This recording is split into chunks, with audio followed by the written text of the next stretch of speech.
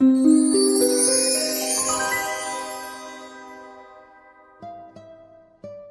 Sonsong was born in Macabebe, Pampanga on May 1, 1611.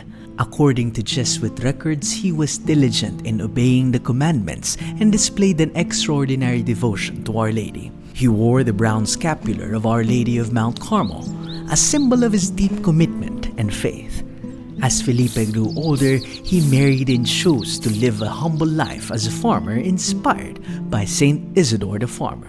Despite his peaceful life, Felipe's proficiency with the arquebus made the Spanish Royal Army recognize his talent and recruited him. The Sonsongs of Macabebe were one of the most pro-Spain family in the Philippines. But when the Kapampangans revolted in 1660, the Sonsongs joined their kabalin and turned against Spain.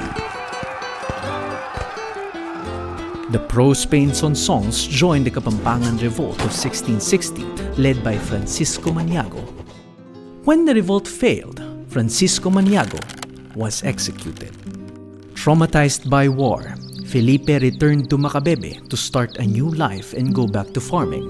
In 1666, his wife passed away, leaving behind a son named Jeronimo.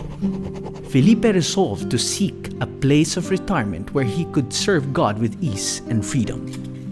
Before departing, Felipe entrusted all his properties to his son, Jeronimo, who would later become the mayor of Macabebe for unprecedented 10 terms. In his retirement, Felipe dedicated himself to serving the Augustinian friars in Pampanga, fulfilling their every order with great promptness and attentiveness.